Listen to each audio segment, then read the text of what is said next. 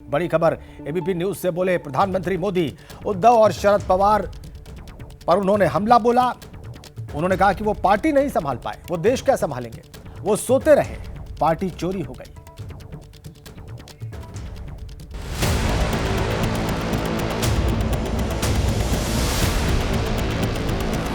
मुंबई की सड़कों में मोदी मोदी हो रहा है और ये क्यों हो रहा है, खुद नरेंद्र मोदी जी से पूछते हैं, देश के प्रधानमंत्री जो इस समय मुंबई की सड़कों पर छाए हुए हैं। सर, सबके दिमाग में एक ही बात है, 10 साल की शासन सत्ता के बाद भी आपकी पॉपुलैरिटी लगातार बढ़ती जा रही है, रीजन क्या है?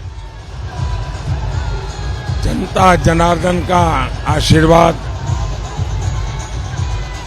जनता जनार्दन नीर क्षीर विवेक अच्छी तरह जानती है, अच्छा क्या है बुरा क्या है, क्योंकि भारत के नागरिकों के रगों में लोकतंत्र है। वे बोलते कम है लेकिन सही की परख उनको होती है और उनका ये सामर्थ्य है कि वे चीजों को पहचान करके निर्णय करते हैं। और मेरे लिए प्रसन्नता का विषय है कि मेरा पूरा जीवन देशवासियों के लिए समर्पित है और जब उनका इतना प्यार मिलता है तो मेरी काम करने की ऊर्जा बढ़ जाती है। प्रधानमंत्री जी, 4 चरण के चुनाव संपन्न हो गए हैं, आप जहां भी जा रहे हैं 5 से 6 सभाएं कर रहे हैं, हर रोज मैं देखता हूं सभाओं के बाद आप रोड शो करते हैं।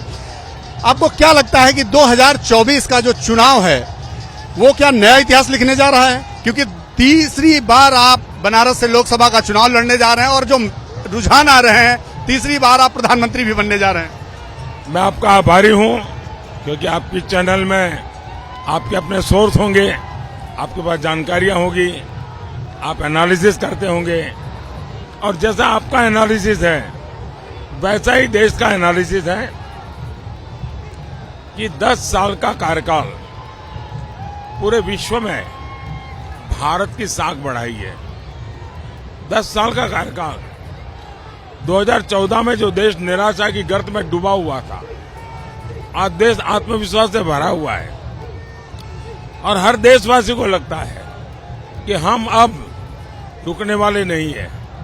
हम 3 नंबर की इकोनॉमी बनकर के रहेंगे, ये विश्वास है। 2047 तक विकसित भारत बन के रहेगा, ये सामान्य मानवीय का विश्वास है। कोई कल्पना कर सकता है? हिंदुस्तान के 7वीं 8वीं कक्षा के बच्चे को मालूम है G20 क्या होता है। मतलब भारत का नागरिक उस रूप में तैयार हो चुका है। प्रधानमंत्री जी, 2014 के बाद हमने देखा कि धार्मिक और आध्यात्मिक पुनरुत्थान हुआ, चाहे वो राम मंदिर का निर्माण हो, चाहे काशी विश्वनाथ कॉरिडोर का निर्माण हो। लगातार धार्मिक पुनरुत्थान की वजह ही मानते हैं कि लगातार विपक्ष आप पर सीधे और व्यक्तिगत हमले कर रहा है। मैं एक राजनीतिक व्यक्ति हूं और मैं नहीं मानता हूं कोई पॉलिटिकल वर्कर आध्यात्मिक पुनरुत्थान कर सकता है।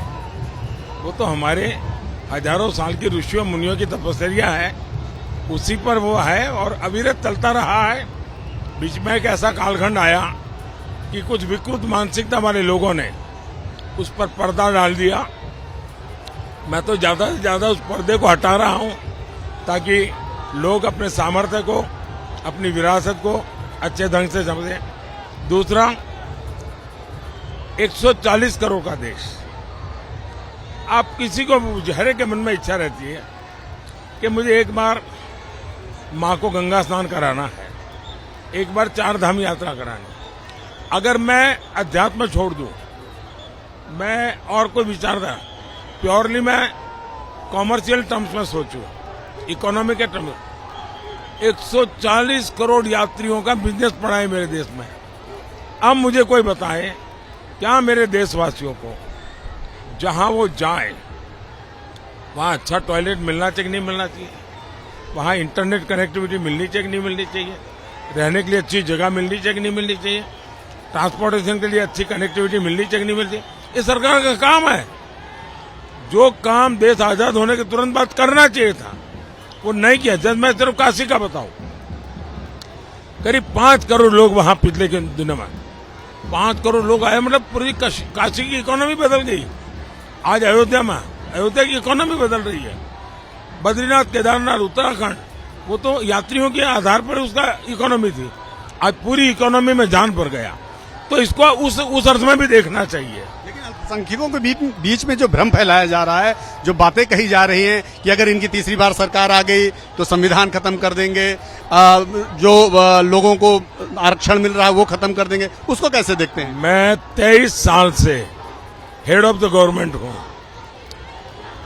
ये झूठे बयानबाजी करने वाले लोग आज तक एक भी मुद्दे पर निर्णायक नहीं बन पाए हैं, न ही कोर्ट से जजमेंट ले पाए हैं।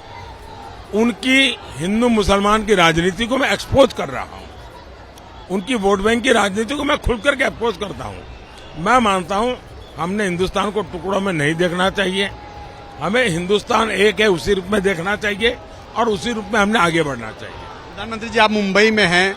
उद्धव ठाकरे और शरद पवार दोनों की पार्टियों ने कांग्रेस के साथ मिलकर एक गठबंधन बनाया है। क्या आपको लगता है कि वो चुनौती आपको दे पाएंगे? और दूसरी, उन्होंने एक बात और कही है कि भारतीय जनता पार्टी ने उनकी पार्टियां चोरी कर ली है। पहली बात है, ये नकली शिवसेना है, ये नकली एनसीपी है। शिवसेना, एनसीपी दोनों आज एनडीए के गठबंधन के हिस्से हैं। दूसरी बात है कि ऐसे कैसे लोग हैं कि कोई उनकी पार्टी चोरी जाए और सोते रहे, तो ऐसे लोगों को तो एक वोट नहीं देना चाहिए। जिनमें अपनी पार्टी को संभालने का ताकत नहीं है, वो देश क्या संभालेंगे? कोई आकर के उनकी पार्टी जो रोते रहते हैं, आंसू बहाते हैं, इनके प्रति तो देश को नफरत है। ये ऐसे कैसे? बाड़ा साहब जी का परिवारजन ऐसे हो सकते हैं? अरे वो तो मर्द के बच्चे होने चाहिए। किसकी ताकत है को कुछ ले जाए?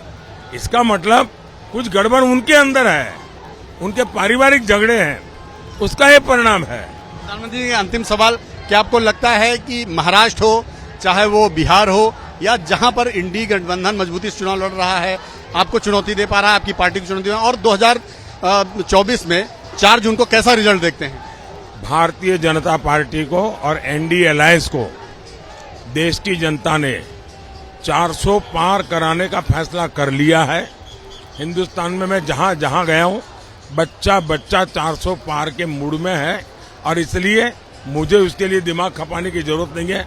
4 जून को आप भी उस उत्सव और उमंग में जुड़ जाएंगे।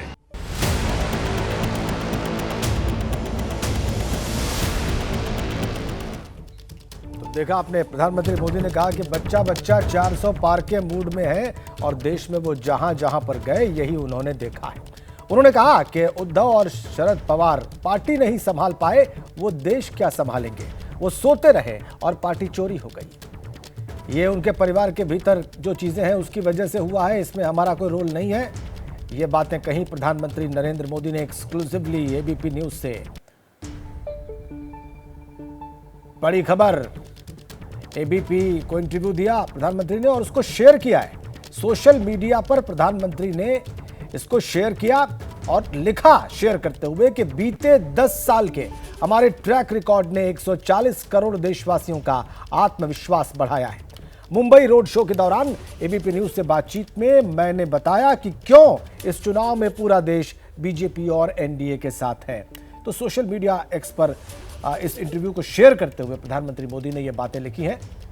जो लिखा है वो कंटेंट हमने आपकी स्क्रीन पर रखा है। बीते 10 साल के हमारे ट्रैक रिकॉर्ड ने 140 करोड़ देशवासियों का आत्मविश्वास बढ़ाया है, और एबीपी न्यूज से बातचीत में मैंने इसको शेयर किया है।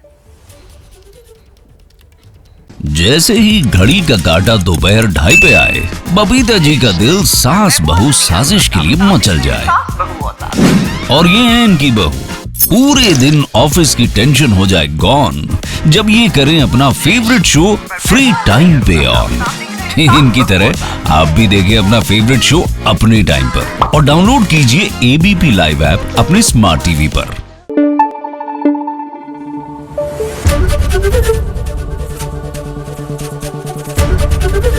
एबीपी न्यूज आपको रखे आगे।